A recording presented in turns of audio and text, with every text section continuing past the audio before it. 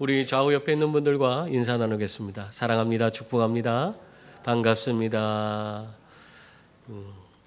세계적으로 유명한 그 찰스 블론딘이라고 하는 외줄타기 명인이 있습니다. 이 사람은 미국 나이아가라 폭포 위에서 여러 번 외줄을 탔던 그런 사람으로 유명합니다. 또 빌딩과 빌딩 사이에 줄을 놓고 그 줄을 이렇게 타고 건너가는 거, 이 토픽에서도 나오고 뉴스에 이렇게 나왔던 장면도 있어요.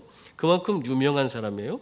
더군다나 이 사람은 외줄로 그렇게 위험한 그것을 건널 뿐만 아니라 등에 많은 짐을 지고 또 건너고 막 그러는 퍼포먼스를 보여주고 있습니다. 정말 실력이 대단한 그런 외줄타기 명인입니다. 그런데 이러한 블론딘이 한 번은 나이아가라 폭포에서 외줄타기를 한다 하는 광고를 냈어요. 그랬더니 정한 시간이 되니까 사람들이 많이 모여들어서 이 찰스 블론딘의 그 외줄타기 그 모습을 보려고 그냥 다 기다리고 있었습니다.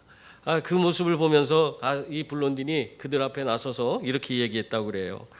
제가 사람을 얻고 이쪽에서 저쪽까지 갔다 올 수 있다는 거 여기 계신 분들 믿습니까? 그랬더니 많은 사람들이 예 믿습니다. 저기 블론딘은 저기까지 갔다 올 수 있습니다. 사람을 업고 갔다 올 수 있습니다. 다 그렇게 얘기를 했다는 거예요. 그 얘기를 듣고 나서 이 블론딘이 그렇다면 저에게 업히실 분 있으면 손 한번 들어주세요. 저에게 업힐 분 있으면 손 한번 들어주세요. 했을 때 어떻게 했을까요? 아무도 안 들어. 아무도 그 블론딘의 등에 업혀서 그 외줄 타고 건너갔다 오겠다고 하는 사람이 한 사람도 없더래. 여러분, 많은 사람들이 이 블론딘의 외줄타기 실력을 알고 인정했지만 그의 등에 업혀 외줄을 타고 실제 건너는 것은 자신이 없었던 것입니다. 한마디로 블론딘의 그 실력을 알기는 했지만 그에 대한 믿음은 없었던 것입니다. 여러분, 이렇게 아는 것과 믿는 것에는 이렇게 차이가 있는 것이에요. 그래서 오늘날 많은 그리스도인들이 영적 그런 생활에 힘을 잃고 실패하는 이유가 여기에 있어요. 자기가 알기는 알지만 믿질 않기 때문에 그런 일이 벌어지는 거예요. 내가 아는 것이 믿는 것인 양 착각하고 신앙생활하기 때문에 그래서 우리가 자꾸 신앙에서 실패하는 겁니다. 여러분, 아는 것은 지식에 머무는 것이지만 믿는 것은 신뢰하고 행하는 것이라 할 수 있습니다. 그래서 아는 것에만 머물러 있으면 아무런 영적인 그런 능력이 나타나지 않는 거예요. 우리가 믿어야지 하나님의 능력이 우리의 삶을 통해 나타나게 되는 것입니다.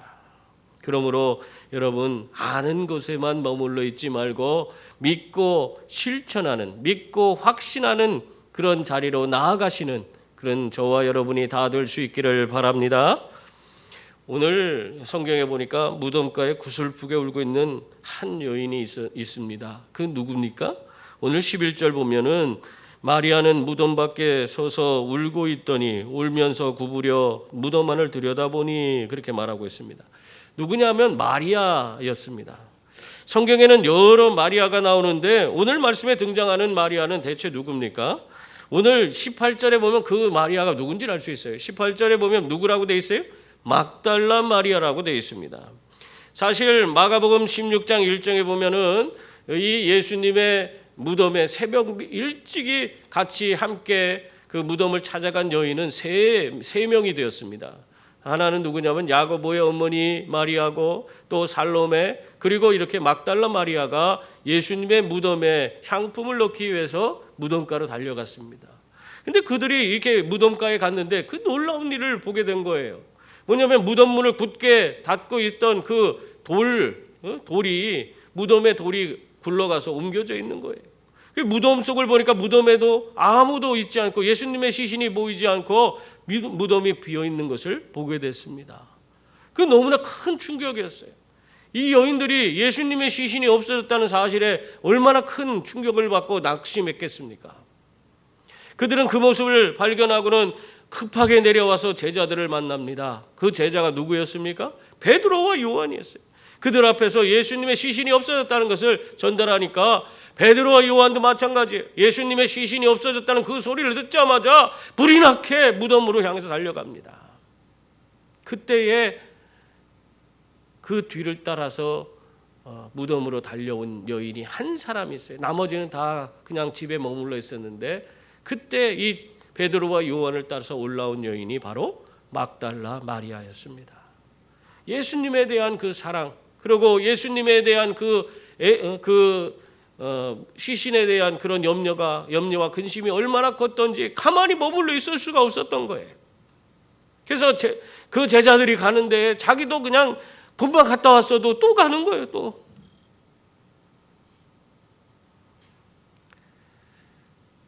그러나 다시 왔어도 그 빈 무덤, 예수님의 무덤에는 달라진 것이 없었습니다.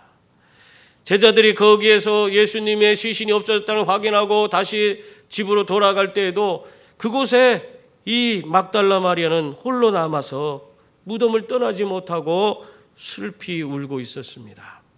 아마 예수님에 대한 그리움이 너무 크고 한편으로는 예수님이 시신이 없어진 것에 대한 그런 큰 걱정, 근심 때문에 도저히 그것을 떠날 수 없고 너무 낭망해서 대성통곡하고 울고 있었던 것입니다. 우리 성경에는 그 통곡하고 울었다 이런 표현은 없지만은 원문을 보면은 그 단어 자체가 통곡하고 울었다는 표현으로 되어 있어요. 예수님의 시신이 없어진 것에 대해서 이렇게 그 마리아는 마음이 너무 힘들고 어렵고 그냥 목 놓아서 통곡하며 울 수밖에 없는 그런 현실이었던 것입니다. 여러분, 왜 마리아가 이렇게 울고 있는 것입니까? 예수님의 빈 무덤에서 왜 이렇게 울고 있는 거예요? 예수님이 부활했다는 것을 전혀 생각도 못하고 있었기 때문에 예수님이 부활한 증거인 그 빈 무덤에서 예수님의 부활을 기뻐하는 것이 아니라 오히려 그곳에서 예수님의 시신이 없어졌다는 그 사실로 말미암아 낭망하고 좌절하고 절망 가운데 구슬프게 울고 있는 것입니다.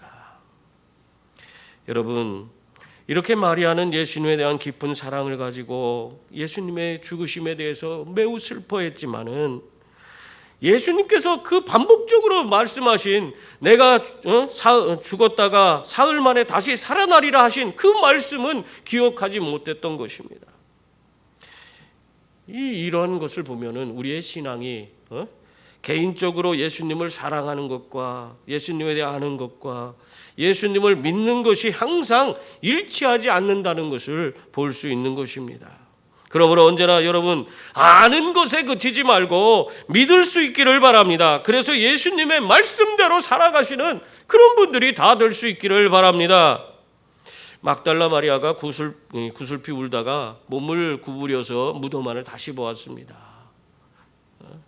그랬을 때 이 마리아는 놀라운 일을 경험하게 돼요. 오늘 보니까 뭐라고 되어 있냐면 그곳에서 천사가 있는 것을 보게 됩니다. 12절 13절 말씀이에요. 흰옷 입은 두 천사가 예수의 시체에 뉘었던 곳에 하나는 머리편에 하나는 발편에 앉았더라. 천사들이 이르되 여자여 어찌하여 우느냐 이르되 사람들이 내 주님을 옮겨다가 어디 두었는지 내가 알지 못함이니이다. 그렇게 말하고 있습니다. 빈 무덤에서 슬피 울던 이 마리아에게 하나님이 그에게 은혜를 베풀어 주신 거예요. 그가 알지 못하고 깨닫지 못해서 그냥 예수님이 시신이 없어졌다 하면서 그냥 모든 것을 다 잃어버린 듯 절망해서 그냥 거기서 통곡하며 울고 있는 그 모습에 하나님이 그 마음을 위로해 주시기 위해서 천사를 보내신 것입니다. 천사를 보내셔서 그가 알지 못하고 깨닫지 못한 예수님의 부활에 대해서 다시 한번 그에게 전달해 주므로 그의 슬픔을 이겨낼 수 있도록 그렇게 만들어 주려고 했던 것이에요. 오늘 성경에는 그런 내용이 잘 나오지 않습니다. 그러나 마가복음 16장 6절을 보면은 이렇게 말하고 있어요. 천사들이 놀라지 말라. 너희가 십자가에 못 박히신 나사렛 예수를 찾는구나. 그가 살아나셨고 여기 계시지 아니하리라. 보라 그를 두었던 곳이니라. 그렇게 말하고 있고요. 누가복음 24장 5절부터 7절에서도 어찌하여 살아있는 자를 죽은 자 가운데서 찾느냐 여기 계시지 않고 살아나셨느니라. 갈릴리에 계실 때에 너희에게 어떻게 말씀하셨는지를 기억하라. 이르시기를 인자가 죄인의 손에 넘겨져 십자가에 못 박히고 제3일에 다시 살아나야 하리라 하셨느니라. 아주 구체적으로 예수 그리스도의 부활에 대해서 이 마리아에게 그것을 천사들이 하나하나 가르쳐 주신 것입니다. 여러분, 우리들이 무지에서 참된 진리를 알지 못하고 헤매이고 있을 때에 하나님은 우리를 버려두지 않는 줄 믿습니다. 우리들이 사랑과 간절함으로 정말 주님을 찾고 무지에도 알지 못해도 주님을 향해서 나아가면 하나님은 이렇게 천사를 보내어 주셔서 가르쳐 주시고 바른 진리를 깨달을 수 있도록 해서 정말 온전한 믿음 가운데 설 수 있도록 만들어 주시는 줄 믿습니다. 그래서 우리는 예수님께 집중해야 돼요. 예수님만 바라보고 내가 알아도 예수님, 몰라도 예수님, 우리 예수님 그분만 바라보고 그냥 사는 거예요. 그러면 하나님께서 내 무지도 다 해결해 주시는 거예요. 깨닫게 해주셔서 참된 진리가 무엇인지를 나에게 알려주시는 겁니다. 어느 나라 왕이 한 죄인을 사면해 주길 원했어요. 그래서 그에게 물이 가득 담긴 그런 그릇을 주면서 이같이 명령을 했다고 합니다. 네가 살고자 하면은 이 그릇에 담긴 물 한 방울도 흘리지 말아라. 그리고 돌아오면 내가 너를 살려주겠다. 그러나 만약에 물을 흘린다면 너는 사형에 처하리라. 그렇게 얘기를 했어요. 여기 이 사람이 그 그릇을 가지고 이제 그 마을 한 바퀴, 동네를 한 바퀴 돌아서 오라니까, 아이 죄인이 이걸 물 한 방울도 흘리지 않고 돌아오면 살려준다니까 정말 정신을 집중해서 그 물 한 방울도 흘리지 않게 해서 애를 쓰면서 땀을 뻘뻘 흘리면서 그 마을 한 바퀴를 돌아서 이 왕한테 돌아왔어요. 그랬더니 왕이 하는 소리가, 너는 그 그릇을 가지고 이 마을을 돌 때 마을에서 어떤 것을 보았느냐, 그렇게 묻는 거예요. 그러니까 이 사람이 대답하는데, 아유 폐하, 저는 이 그릇에 물 한 방울도 흘리지 않게 해서 그릇만, 오직 그릇만 바라봤습니다. 내가 돌면서 누가 지나가는지 옆에 무슨 일이 있었는지 하나도 본 것이 없습니다. 그렇게 대답했다고 합니다. 여러분, 이 사람이, 이 죄인이 물을 흘리지 않은 비결이 뭐예요? 그릇만 바라봤기 때문에, 딴 곳을 바라보지 않고 오직 그릇만 바라봤기 때문에 그는 물 한 방울도 흘리지 않고 돌아와서 그는 사면을 받을 수 있는 은혜를 누리게 됐습니다. 여러분, 마찬가지예요. 우리 신앙생활이라는 것도 동일합니다. 우리가 예수님만 온전히 바라보고 그분께 나아가면 내가 알지 못해도, 무식해도, 또 여러 가지 내가 능력도 없고 부족해도 예수 그리스도 그분께서 나에게 오셔서 내 삶에 부족한 거 채워주시고 능력도 더해주시고, 그래서 내가 하나님을 하나님이 기뻐하는 일들을 감당할 수 있도록 만들어주시고 내 삶에 더욱더 큰 은혜와 복을 부어주시는 줄 믿습니다. 우리는 예수님만 바라보고 가면 돼요. 다른 데 바라볼 필요가 없어요. 그것이 중요한 거예요, 신앙생활에서. 여러분, 그러므로 오직 예수님께 집중하시는 분들이 다 될 수 있기를 바랍니다. 이렇게 막달라 마리아는 부활하신 예수님을 만나기 전에는요, 정말 모든 것이 슬픔이고 막막하고 답답한 그런 모습이었습니다. 그러나 이런 마리아가 부활하신 예수님을 만나고 나니까 완전히 그 인생이 달라졌어요. 14절을 보세요. 14절에서 예수님이 마리아를 만나주는 장면이 나옵니다. 14절을 보면, 이 말을 하고 뒤로 돌이켜 예수께서 서 계신 것을 보았으나 예수이신 줄은 알지 못하더라. 그렇게 말씀하고 있어요. 예수님이 마리아를 만나러 오신 거예요. 지금 막달라 마리아는 자신의 눈앞에 예수님이, 지금 부활하신 예수님이 눈앞에 서 계신 것입니다. 그런데도 어떻게 하고 있습니까? 예수님을 알아보질 못해요. 여러분, 이 막달라 마리아가 예수님을 얼마나 사랑하고 얼마나 열심히 쫓아다녔어요. 자기를 일곱 귀신 걸렸을 때 그것을 쫓아내 주시고 자기를 새로운 인생을 살도록 만들어 주신 분이, 열심히 예수님 쫓아다니면서 예수님께 진정 하나님 말씀을 배우던 그런 제자였습니다. 그런 이 막달라 마리아가 예수님을 봤는데도 예수님을 못 알아보고 있어요. 왜입니까?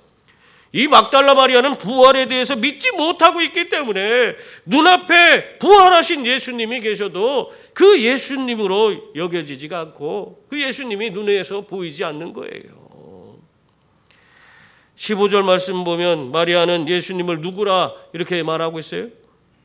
15절 말씀 보니까 예수님을 이 엉뚱하게 이야기를 해요. 예수께서 이르시되 여자여 어찌하여 울며 누구를 찾느냐 하시니 마리아는 그가 동산지기인 줄 알고 이르되 주여 당신이 옮겼거든 어디 두었는지 내게 이루소서 그리하면 내가 가져가리이다. 지금 예수님을 눈으로 직접 만나서 직접 자기 눈으로 보고 있음에도 불구하고 그동안 얼마나 예수님과 가까이 지냈는데 그럼에도 불구하고 자기 생각과 경험에 얽매여서 사람은 다시 살아날 수 없다 이런 생각을 갖고 있으니까 예수님이 살아나셨는데 그럼에도 불구하고 그걸 알아채지 못하는 거예요. 그러면서 오히려 예수님 보고 동산지기로 보는 거예요. 여러분, 이런 모습이 우리의 모습엔 없습니까? 내 생각과 내 경험에 사로잡혀서 그걸로 모든 것을 판단하고 모든 것이 다 자기 생각대로 안 되면은 그것은 잘못된 거고 온전치 않은 거고 받아들일 수 없고 믿을 수 없는 거라고 생각하고 있지 않습니까?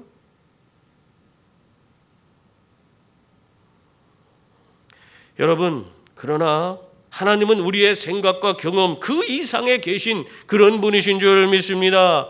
내 생각과 내 경험 이런 것을 뛰어넘어 계신 분인데 내 이 옹졸한 내 생각과 내 경험 안에서 하나님을 찾으니 그게 보이지 않는 거예요. 예수님이 부활하셨는데 부활하신 예수님을 죽은 자 가운데서 찾으니 보이지 않는 거예요. 예수님이 부활해서 눈앞에 있음에도 보이지 않는 거예요.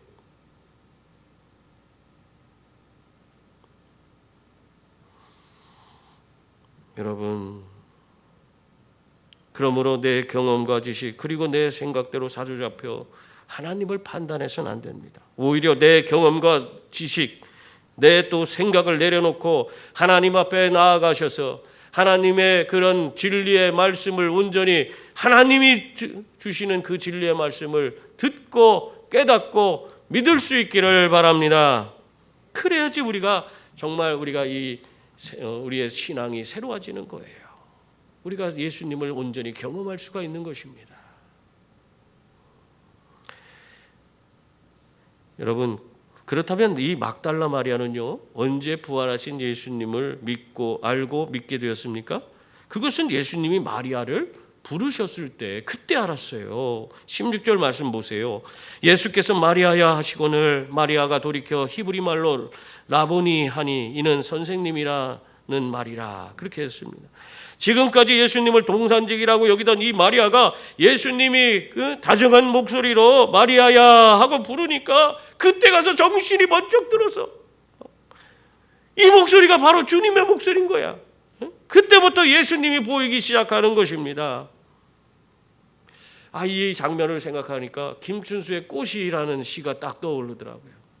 내가 그의 이름을 불러주기 전에는 그는 다만 하나의 몸짓에 지나지 않았다. 내가 그의 이름을 불러주었을 때 그는 나에게로 와서 꽃이 되었다.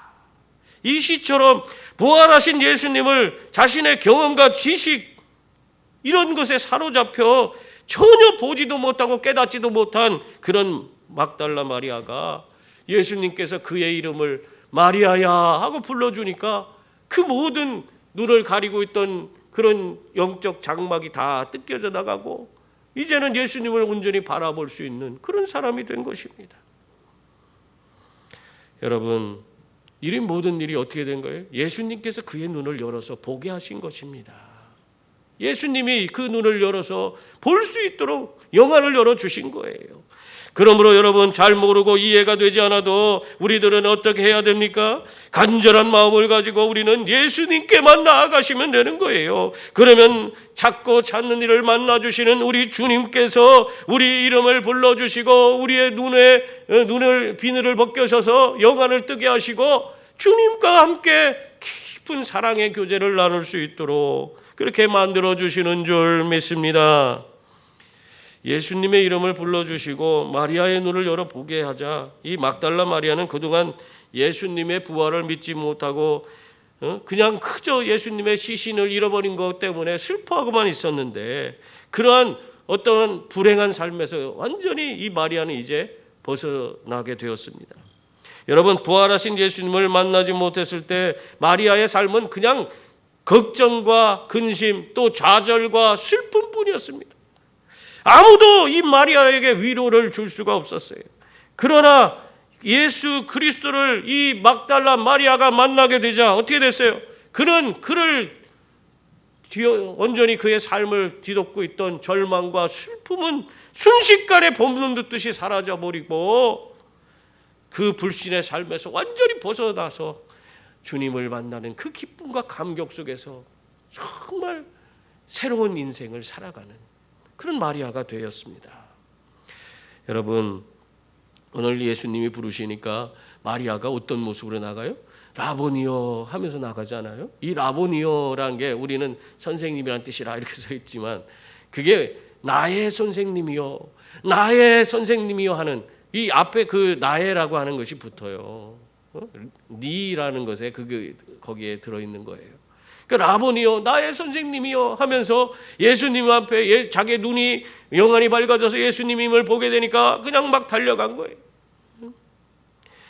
예수님을 이 눈이 영적 눈이 뚫려서 부활하신 예수님을 보게 되니까 너무너무 기쁘고 감격해서 예수님을 향해 다가가서 예수님을 덥석 끌어안고 다시는 예수님 내가 떨어지지 않겠습니다, 예수님 잃어버리지 않겠습니다 하는 심정으로 콕 붙들고 있었던 거예요. 여러분, 그런 장면에 대해서 자세히 설명 안 돼 있죠? 그러고 있으니까 예수님이요 어떻게 했습니까? 17절 보면 이 마리아가 그냥 꼭 붙들고 예수님 놔주지 않으니까 17절에 이렇게 말하고 있어요. 예수께서 이르시되 나를 붙들지 말라, 내가 아직 아버지께로 올라가지 아니하였노라. 너는 내 형제들에게 가서 이르되 내가 내 아버지 곧 너희 아버지, 내 아버지 곧 너희 하나님께로 올라간다 하라 하시니, 예수님은 이 떨어지지 않으려고 하는 아이처럼 매달려 있는 이 마리아를 그만 놓으라고 그렇게 말씀하시는 거예요. 왜 그렇습니까? 왜 그런 얘기를 했을까요? 그냥 가만히 있어도 되잖아. 그렇게 왜 얘기를 할 수밖에 없었냐면 지금 마리아가 바라는 것은 예수님이 계속해서 자기 옆에만 있어주길 원하는 거예요. 예수님이 그 마음을 다 알고 있는 거예요. 예수님은 그러나 이 땅에 계속해서 머물러 있을 수 있는 그런 상황이 아닙니다. 예수님은 더 이상 머물러 있지 않고 승천하셔서 하나님 나라 우편, 하나님 보좌 우편으로 가셔야 하고, 그리고 나서 우리에게 보혜사 성령을 보내주셔야지. 그래야지 모든 제자들이 다 성령의 능력 받아서 전 세계로 나가서 하나님의 복음을 전하는 위대한 이 사역을 이루어 갈 수 있는데 이 땅에 계속 예수님 머물러 계실 수 없잖아요. 그래서 마리아더러 나를 놓으라 그렇게 얘기하는 것입니다. 그렇게 하면서 뭐라고 하겠어요? 오늘 보면은 이 마리아에게 새로운 사명을 부여해 주십니다. 이제는 너는 가서 전하라는 거예요. 참 근데 우리가 이런 얘기를 들어도 참 말을 잘 안 듣는 경우가 많아요. 여러분, 너무나 큰 은혜를 받으면은 우리가요 모든 것을 다 내려놓고 싶습니다. 우리 마음이 그래요. 저도 처음에 우리 하나님 나를 부르시고 나를 내가 구원받았다는 확신 얻었을 때 그냥 너무너무 행복하고 너무 좋아서 아무것도 하기 싫더라고. 그냥 늘 말씀 보고 찬양하고 그냥 기도하고 같이 사람들하고 교제하고 우리 그냥 예배당 안에 많은 사람들하고 같이 예배드리고 막 그런 것만 좋지, 세상 가서 공부하고 뭐 세상에서 내가 할 일 하고 하는 거 그런 거 다 관심이 없어져. 이 막달라 마리아가요 그런 모습을 갖고 있는 거예요. 이 예수님, 부활하신 예수님을 보니까 너무 큰 은혜 받아서 예수님 붙들고 모든 거 다 귀찮아 이제. 이 마리아의 모습을 보니까 꼭 마태복음 17장에 보면은 변화산 사건이 있습니다. 거기 보면은 이 변화산 위에 올라가서 예수님이 정말 신령한 모습으로 다 변화되고, 그리고 거기에 모세가 나오고 엘리야가 와서 같이 대화를 나누고 하는 그 장면을 베드로가 봤어요. 베드로가 보니까 너무너무 은혜 받은 거야. 어떻게 자기네 민족의 대표자이신 이 모세와 엘리야가 거기에 와서 최고의 그런 영적 지도자들 아니에요. 그리고 예수님까지 그 신령하게 변화된 그 모습 가운데 자기가 거기에 껴 있으니까 너무너무 좋고 너무너무 은혜 받아서 베드로가 뭐라고 합니까? 여기가 좋사오니 주님 여기에 초막셋을 짓고 우리 여기 삽시다. 저 내려가면 뭐합니까? 여기 삽시다. 은혜 받고 나니까 다 세상 뭐 할 일이고 뭐고 다 내팽개치고 여기 좋다. 여러분, 우리가 신앙생활하면서 그렇게 행동하는 사람들이 많아요. 내가 은혜 받고 나니까 다 내 하는 일 다 아무것도 아닌 것처럼 보여서 다 내팽개치고 그냥 기도원만 쫓아다니고 아니면 또 신학교 가겠다고 나서고 그런 사람이 있어요. 물론 하나님께서 부르시면 우리가 신학을 할 수도 있죠. 그래서 목회자의 길을 걸을 수도 있어요. 근데 하나님께서 누구나 다 부르는 게 아니에요. 그 부름이 확실해야 돼. 그냥 은혜 받았다고 그냥 신학교 가고 그러면 안 되는 거예요.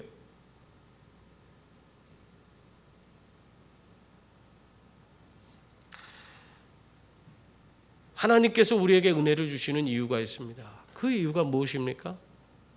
내 삶의 현장에서 우리가 예수 그리스도의 그 풍성한 은혜를 받아서 내 현장 가운데에서 정말 하나님의 영광을 드러내라고, 내 삶의 그런 내 삶의 터전에서 하나님의 영광을 드러내고 수많은 사람들에게 선한 영향력을 끼쳐서 그들에게 정말 구원의 그 길을 열어주라고. 하나님께서 나에게 은혜 주실 때에는 그런 이유가 있는 거예요. 여러분의 직장을 바꾸고 변화시키라고 여러분에게 은혜를 주시는 거예요. 여러분의 가정을 바꾸라고 여러분에게 은혜를 부어주시는 거예요. 여러분의 삶에 여러분의 이웃과 지역사회를 새롭게 만들라고 여러분에게 은혜를 부어주시는 겁니다. 우리가 그런 걸 자꾸 망각하고 은혜 받으면 세상 거인 건 다 내려놔야 되는 줄 알아요. 그렇지 않아요. 오히려 더 세상으로 들어가야 돼. 더 세상 가운데서 하나님이 원하시는 방법으로 세상에 선한 영향력을 끼치고 그 세상을 바꾸고 변화시키는 주역의 삶을 우리가 살아야 되는 것입니다. 은혜 받으면 받을수록 세상으로 가야 돼요. 은혜 받고 기도원으로 가는 게 아니라.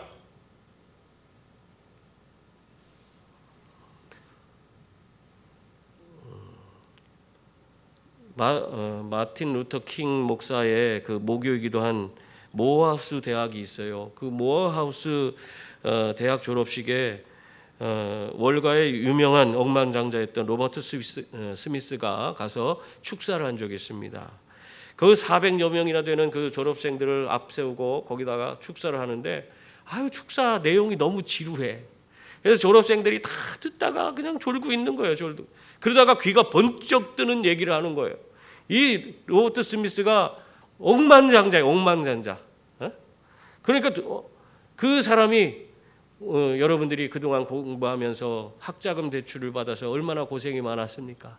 제가 그 학자금 대출금을 다 갚아드리겠습니다. 그렇게 얘기하는 거예요. 그러니까 졸던 사람이고 뭐고 귀가 그런 소리는 잘 듣잖아요. 그냥 눈이 동그래져 갖고 전부 다 이게 뭔 일인가. 그러나 한 가지 약속이 있습니다.